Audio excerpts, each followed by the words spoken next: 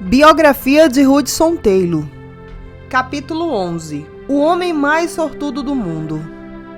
Toda semana, o Dr. Medhurster realizava uma reunião de oração em sua casa. Hudson frequentava a reunião com regularidade, como William Burr, um ministro presbiteriano inglês que havia feito várias viagens para o interior com Hudson. Em uma noite particularmente fria de inverno, o capitão Bauer Durgillo, um veleiro costeiro que atendia os portos dos tratados espalhado pela costa da China, participara da reunião de oração. Ele pediu oração pela cidade de Shantou, quase 1.300 quilômetros ao sul. O capitão tinha acabado de vir de lá e não conseguia esquecer as coisas terríveis que testemunhara. Shantou não era um porto do tratado, mas muitos estrangeiros moravam lá. A maioria era composta por comerciantes que lidavam com o ópio, escravos e prostitutas. O capitão Bauer queria um grupo que orasse para que o missionário se sentisse chamado para ir lá. Hudson não conseguiu esquecer de tudo que o capitão Bauer dissera sobre Shantou.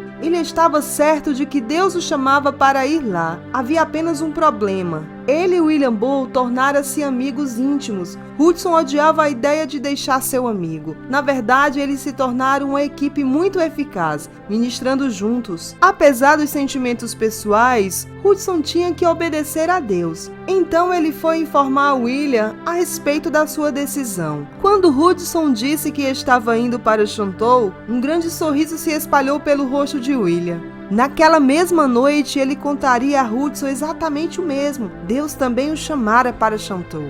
Em março de 1856, com passagem gratuita, no Geelong, os dois homens partiram na jornada para o sul. O navio seguiu viagem perto do litoral e, à medida que avançava para o sul, viam-se as plantas e as árvores se tornando cada vez mais tropicais. As macieiras foram substituídas por bananeiras e a planície fértil do rio que cercava Xangai transformou-se com lentidão em montanhas íngremes com as laterais aradas para o cultivo de arroz. O limo e a lama deram lugar a longas praias de areia branca. Tudo era muito quente, brilhante e exuberante quando comparado a Xangai no inverno. Em Shantou, os dois homens alugaram o sótão de uma loja de incenso. Era um cômodo grande que cobria todo o comprimento da loja. Para chegar lá, subia uma escada apoiada atrás do balcão. Não havia nenhuma porta no cômodo. E a qualquer hora, se alguém da loja ficasse curioso sobre o que os demônios estrangeiros estivessem fazendo, eles apenas subiam a escada e olhavam. Hudson aprendeu um pouco do dialeto local e em pouco tempo pregava nas ruas. Ele e William também criaram uma pequena clínica médica. Logo, a clínica estava movimentada com entra e sai de pessoas. Hudson fazia o melhor para atender às necessidades de todos, mas ele havia deixado a maioria de seus medicamentos e equipamentos cirúrgicos e livros em Xangai. Para que a clínica fosse mais eficaz, ficou decidido que Hudson deveria fazer uma viagem prolongada de volta a Xangai e pegar suas coisas. Alguém em Xangai poderia ter-lhe economizado a viagem se lhe dissesse que um incêndio na casa da loja da Sociedade Missionária de Londres havia destruído todos os seus suprimentos médicos. Mas como ninguém lhe escrevera a respeito, foi um grande choque para Hudson quando da sua chegada. Mesmo desanimado e frustrado com o que acontecera com seus pertences, ele decidiu que depois de ter percorrido 1.300 quilômetros, não voltaria com as mãos vazias. Então partiu para Ningbo e veria se o Dr. Parker contava com algum suprimento de reposição. Quando chegou, encontrou o novo hospital quase finalizado. Contente por vê-lo, o Dr. Parker pediu a Hudson para ajudá-lo a organizar as coisas. Havia muito a fazer. Hudson decidiu que a experiência seria útil para ele quando voltasse para Shantou. Foram necessários 2 meses até que tudo estivesse organizado. Hudson sentiu uma grande satisfação quando o novo hospital foi inaugurado e começou a ministrar as necessidades médicas da população local. Os 2 meses também lhe deram uma boa oportunidade para conhecer John Jones e sua esposa Mary, os missionários mais novos que a Sociedade de Evangelização Chinesa havia enviado. John Jones e Hudson tornaram-se bons amigos. Fizeram várias viagens curtas juntos para alguns dos assentamentos periféricos de Ningbo, a fim de pregar o evangelho e distribuir folhetos e bíblias. Hudson fez outras amizades nos 2 meses passados em Igbo. Todas as quartas-feiras a família Parker jantava com a senhorita Aldersey e as irmãs Dyer. Aos 60 anos de idade, a senhorita Aldersey era formidável. Há muito tempo na China estabeleceram uma escola e um grande orfanato, o primeiro desse tipo aberto na China por protestantes. Quando a senhorita Aldersey decidia algo, não havia volta. Ela decidiu uma vez que uma caminhada no início da manhã era boa para a sua saúde. Assim, exatamente às 5 da manhã, todos os dias ela podia ser vista caminhando em volta da muralha da cidade. Se nevava, ela usava roupas mais pesadas. Se estivesse escuro ou com nevoeiro, um servo caminhava à sua frente carregando uma lanterna. Nada atrapalhava o percurso de sua caminhada matinal. Muitos chineses achavam difícil imaginar o poderoso Império Britânico administrado por uma mulher, a Rainha Vitória. Quem conhecia a senhorita Aldersey não achava a ideia de forma alguma estranha. As irmãs Dyer, Brunella, de 21 anos, e Maria, de 19 anos, encontravam-se em Igbo por causa de um conjunto de circunstâncias muito peculiar. As jovens nasceram em Singapura, onde seus pais eram missionários pioneiros com a Sociedade Missionária de Londres. Quando o pai delas morreu, a mãe se casou com o Sr. Balson, que se tornou o padrasto das jovens. Pouco tempo depois, a mãe de Brunella e Maria morreu, e o Sr. Balson se casou-se de novo. As jovens continuaram a viver com ele e sua nova esposa. Vários anos depois, o Sr. Balson também morreu. Após a morte dele, William Tan, o tio das jovens, que morava em Londres, tornou-se seu guardião. Ele pagou pela educação delas. Todavia, elas permaneceram perto da Sra. Balson, que apesar de não conhecer nenhum dos pais das jovens, era-lhes como uma mãe. Como estava começando a entrar em uma idade avançada, senhorita Aldersey pediu à Sra. Balson para vir para a China e se preparar para assumir a gestão de seu orfanato e escola. Brunella e Maria concordaram em ir com ela para a China. Foi assim que as duas jovens passaram a viver em Igbo. No período em que as jovens estavam em Igbo, a senhorita Aldersey dera mais e mais controle do orfanato e da escola para a Sra. Balson. E tendo mais tempo livre, ela passou a controlar cada vez mais o que Maria e Brunella faziam. Em sua mente, elas eram jovens mulheres frágeis, em uma terra onde os homens poderiam se aproveitar delas. Elas precisavam ser protegidas, e ela o faria. Por essa razão, a senhorita Aldersey não ficou satisfeita quando o Dr. Parker perguntou se ele poderia levar Hudson para jantar na casa dela. Ela poderia ter dito que não, mas isso teria sido descortês. No entanto, para ela, Hudson Taylor era um constrangimento. Baixinho, com cabelos tingidos e uma trança ridícula além das roupas chinesas puídas. Será? Ela perguntou uma noite, depois de ele ter saído da casa, que ele não tem orgulho de ser britânico? De sua parte, Hudson aproveitava as noites na casa da senhorita Aldersey. Brunella e Maria cantavam lindamente, e a comida sempre era inglesa, lembrando-o da comida da mãe. Ele não tinha consciência, entretanto, do efeito que surtia em uma das duas irmãs. Apesar de a senhorita Aldersey desgostar mais de Hudson a cada visita, a alta e magra Maria de cabelos castanhos via o mais interessante e ousado de todos os homens que ela conhecera. Pelo fato de o hospital já estar funcionando, Hudson preparou-se para retornar a Shantou e ao trabalho com William. Dr. Parker municiou-o de remédios e equipamentos, e Hudson partiu para Xangai, onde outro navio levaria até a costa para Shantou. Quando chegou a Xangai, havia uma carta urgente esperando por ele de William. William decidira fazer uma viagem para o interior de Shantou. Na jornada, ele e seus 2 servos foram presos pelas autoridades chinesas e colocados na prisão em Cantão. Mais tarde, ele foi libertado e levado até o cônsul britânico. No entanto, o cônsul agora os proibira de regressar a Shantou e continuar o trabalho. Assim, não havia nenhum motivo para o retorno de Hudson. Hudson ficou atordoado. Levara 3 meses de viagem e trabalho para obter os remédios e equipamentos necessários à clínica ali. Além disso, ele gostava do trabalho em Shantou. Esperava voltar para lá. Havia muito o que fazer, tantas necessidades médicas e espirituais a serem ministradas. O que aconteceria com os habitantes de Shantou sem eles? Enquanto pensava sobre a situação, decidiu ter duas opções enquanto esperava para ver se as coisas mudavam em Shantou a favor de seu retorno. Ele poderia ficar em Xangai ou voltar para Ningbo e trabalhar com o Dr. Parker. Ele decidiu voltar para Ningbo. Dr. Parker o recebeu de volta. Hudson mudou-se para uma casa da Rua da Ponte, nomeada assim por conta das pontes nas extremidades da rua. Dr. Parker usava a casa como uma escola, mas o sótão era muito feio para as crianças. Hudson dormia ali. Nas manhãs de inverno mais frias, não era incomum que ele acordasse e encontrasse uma fina camada de neve sobre sua colcha, que havia entrado pela rachadura do telhado. Hudson voltou com alegria a trabalhar no hospital com o Dr. Parker, e com John Jones ele também continuou a pregar dentro e ao redor de Ningbo.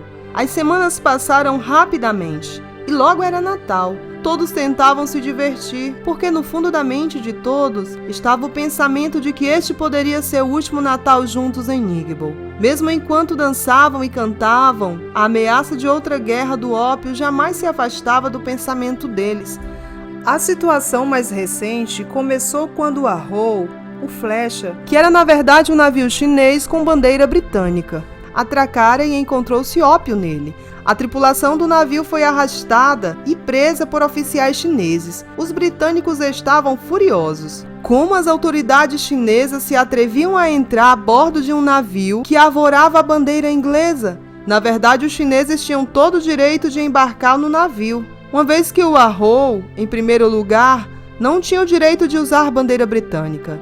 Os britânicos, porém, não se preocupavam demais com isso. Para eles, os chineses tentaram interferir de novo em seus comércios, e isso tinha que parar. Os britânicos exigiram desculpas imediatas ou bombardeariam Cantão. Quando os chineses não se desculparam, os britânicos acenderam os canhões e bombardearam a cidade. Muitos estrangeiros, incluindo Hudson, tomaram partido do ponto de vista chinês. Os britânicos precisavam lembrar que eram convidados em um país estrangeiro.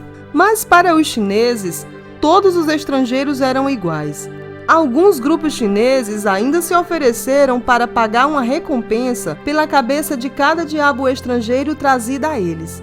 Isso colocou todos os estrangeiros na China em uma posição muito difícil. Em Hong Kong, um padeiro colocou arsênico nos pães e os vendeu apenas aos estrangeiros. Felizmente, ele não usou a quantidade suficiente. Embora muitas pessoas tenham adoecido ao comer o pão, ninguém morreu. Muitos missionários começaram a pensar que deveriam deixar a cidade. A China não parecia mais um lugar seguro.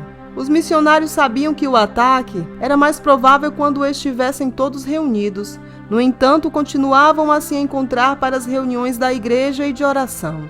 Eles ignoravam que um grupo de chineses irado pediu permissão ao magistrado local para matar todos os missionários em Ningbo. O magistrado permitiu. Restava esperar que os missionários se reunissem ao domingo. Ficou acertado que a maior parte dos homens atacariam no horário do culto, na igreja, enquanto um outro grupo menor se reuniria e mataria qualquer missionário que não estivesse ali. Um dos homens que planejava o ataque tinha um amigo que trabalhava para um missionário. Ele sabia que quando levasse a cabo seu plano, seu amigo poderia muito bem ser morto junto com os estrangeiros. Então o avisou do ataque. O homem contou ao missionário que o empregava sobre o plano. As notícias se espalharam com velocidade entre os missionários. Eles decidiram orar sobre a situação e convocaram uma reunião de oração especial. Ao mesmo tempo, um submandarim que ouvira falar sobre o plano para matar os missionários foi até o magistrado. Ele observou que se todos os missionários da cidade fossem mortos, isso irritaria tantos estrangeiros que Ningbo seria atacada como Cantão. Ressaltou que os britânicos tinham o poder de matar todos os chineses da cidade e derrubar todos os edifícios em vingança pelo ataque. O magistrado não havia pensado nisso, e quando o fez, isso assustou. Ele enviou uma ordem cancelando o ataque. As orações dos missionários foram respondidas. No entanto, mesmo depois de a vida deles ter sido poupada dessa vez, as coisas ainda estavam muito tensas. Alguns missionários contrataram guarda-costas, mas o que impediria os guarda-costas de matarem os missionários? Mais tarde decidiu-se que as mulheres e as crianças deveriam voltar para Xangai e esperar até que as coisas se acalmassem em Ningbo. Hudson e John Jones foram convidados a acompanhá-las. As irmãs Dyer, porém, se recusaram a ir. Elas sentiam que precisavam ficar para trás e ajudar a Sra. Balson a manter o orfanato e as escolas abertos. 2 barcos foram contratados para levar as mulheres e as crianças a Xangai. Ao navegarem o Grande Canal para longe de Niggbon, Hudson teve um pensamento muito estranho. Ele se perguntou se veria Maria outra vez. De volta a Xangai, não conseguia tirar Maria da cabeça. Então escreveu-lhe uma carta e perguntou se ela estaria disposta a conhecê-lo melhor, com a possibilidade de um dia se casarem. Maria ficou emocionada ao receber a carta de Hudson. Ela não estava certa de que ele sabia de sua importância para ela. Todavia, sua alegria terminou quando contou a senhorita Aldecey. Senhorita Aldecey ficou chocada. Como Hudson Taylor, o pequeno homem tolo que desfilava como um chinês, se atrevia a pensar que poderia se casar com uma das suas garotas? Ele mal podia se sustentar. Que esperança ele tinha de sustentar Maria ou fazê-la feliz? Esse casamento seria constrangedor. Era impensável. E ela se asseguraria de que esse casamento jamais acontecesse. Escreveu de imediato uma carta ao Sr. Tan, o guardião de Maria em Londres, e avisou-o de que um missionário indesejável havia caído de amor por sua sobrinha. Depois de escrever a carta, ela chamou Maria até seu escritório e a fez escrever uma carta dizendo a Hudson que não queria se casar com ele e pedindo-lhe para nunca mais mencionar o assunto. Hudson ficou desapontado com a carta de Maria. Mas mesmo assim, começou a se perguntar exatamente o que ele dispunha para oferecer a uma esposa. Colocou a carta de lado e voltou a atenção para outra questão preocupante. Desde que chegaram a Xangai, Hudson e John Jones descobriram que a Sociedade de Evangelização Chinesa estava pedindo emprestado dinheiro enviado aos missionários. Isso preocupou esses homens. Hudson não acreditava em pedir emprestado para si mesmo. Assim, achava difícil aceitar que uma pessoa pedisse emprestado para ele. Ele e John Jones oravam acerca do que deveriam fazer. Os dois decidiram que deveriam se desligar da Sociedade de Evangelização Chinesa. Hudson agora não tinha nenhuma sociedade missionária para apoiá-lo e nenhuma outra fonte de renda. Estava sozinho e dependia de Deus para satisfazer todas as suas necessidades, como fizeram em Hull e Londres. Enquanto estava em Xangai, Hudson também pensou muito no desafio enfrentado pelos missionários estrangeiros na China. E chegou a uma conclusão: a China não seria alcançada pelo Evangelho se o trabalho fosse deixado por conta exclusiva dos estrangeiros. Muitas dificuldades deveriam ser superadas. A melhor coisa que os estrangeiros podiam fazer era treinar os chineses a fim de levarem o Evangelho para o interior da China, até seu próprio povo. Hudson compartilhou sua ideia com John Jones e os dois decidiram que, ao voltarem para Niggbon, juntariam forças para iniciar uma igreja na casa da Rua da Ponte, onde poderiam treinar os cristãos chineses para compartilhar o Evangelho. Após 2 meses em Xangai, a situação em Niggbon se acalmou e as mulheres e as crianças puderam retornar. Depois do regresso, Hudson às vezes via Maria na casa de um amigo, mas eles não se falavam, exceto o estritamente necessário. No entanto, quando continuava a pensar sobre o assunto com Maria, Hudson se perguntava se a senhorita Aldecey não poderia estar por trás da carta de rejeição. Assim decidiu visitá-la. Não foi uma visita agradável, mas ele descobriu que ela fizera Maria escrever a carta para ele. Ele também descobriu algumas outras coisas. Senhorita Aldecey deixou bem claro para ele que ela não o considerava pronto para pedir nenhuma jovem para ser sua esposa. Seus comentários lembravam a carta recebida do pai de Marianne, 3 anos antes. Após a visita, as coisas pioraram para ele. Senhorita Aldecey começou a espalhar rumores na comunidade a respeito de Hudson. Apesar dos esforços dela, Hudson não desistiria. Ele precisava saber como Maria se sentia acerca dele.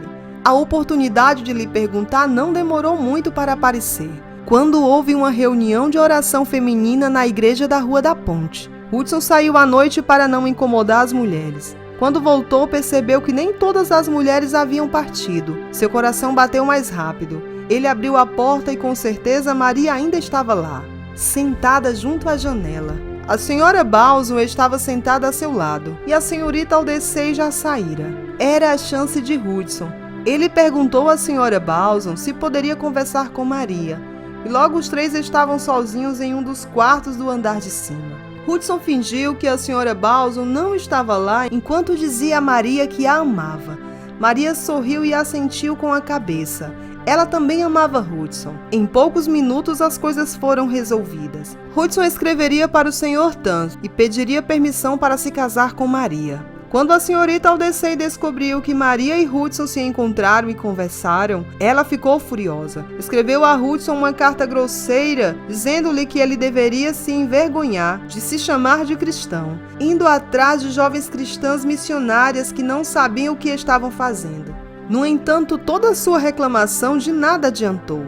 Sr. Tans escreveu de volta e concedeu sua permissão para que Hudson e Maria se casassem. E assim foi. Em 20 de janeiro de 1858, um ano depois de Hudson levar as mulheres e as crianças de Nigbo para a segurança em Xangai, ele estava na frente de uma igreja com Maria, que usava um vestido de seda cinza com longo véu de casamento. Ele mesmo havia tingido as tranças e comprado um novo conjunto de roupas chinesas para o casamento. Enquanto ele estava na frente da igreja, sentia-se o homem mais sortudo do mundo por ter uma noiva tão bonita. Hudson e Maria tiveram a lua de mel em um maravilhoso mosteiro antigo nas colinas, com vista para Nigbo. Eles estavam muito contentes. Por uma infelicidade, depois de apenas 2 semanas de casamento, Maria ficou muito doente. Ela teve febre tifoide, uma doença muitas vezes mortal. Hudson cuidou dela, mas assim que estava começando a melhorar, Hudson contraiu a mesma doença. A Sra. Balson gentilmente cuidou dos dois. E o mês de abril chegou, antes de Hudson e Maria estarem bem o suficiente para se mudar para a casa da Rua da Ponte juntos. Na verdade, só depois de vários anos, Hudson estaria completamente bem de novo. Passou-se um ano e Hudson continuou trabalhando duro para estabelecer uma igreja na casa da Rua da Ponte, enquanto Maria abria uma pequena escola para meninas. Foram momentos felizes para Hudson e Maria, mas no segundo ano do casamento ocorreram algumas mudanças. Em julho, uma menina nasceu. Eles a chamaram de Grace Diane Taylor. Ela era uma linda garotinha e todos gostavam de fazê-la rir. A mudança seguinte foi triste. Em agosto, a esposa do Dr. Parker foi vítima pela cólera e morreu dentro de 2 dias. Todos ficaram atordoados com a morte súbita e Dr. Parker estava muito triste para continuar o trabalho médico.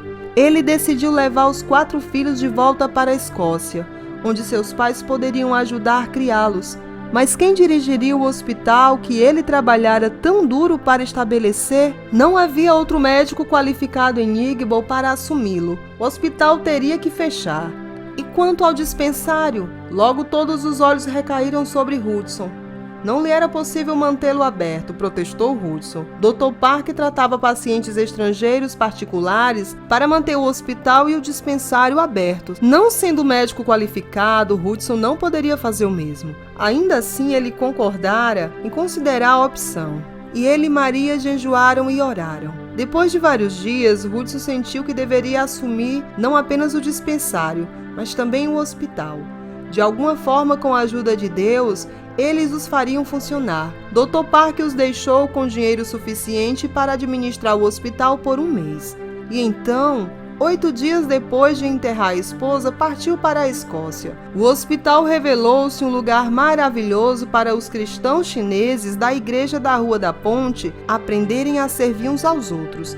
A igreja decidiu que o hospital deveria ser seu novo projeto. Os membros da congregação trabalhavam dia após dia no hospital, sem pagamento. Eles limpavam e lavavam, cantavam e pregavam. Hudson não poderia ter ficado mais feliz do que ver os chineses que ele treinava alcançando outras pessoas. No entanto, eles ainda precisavam de dinheiro para administrar o hospital.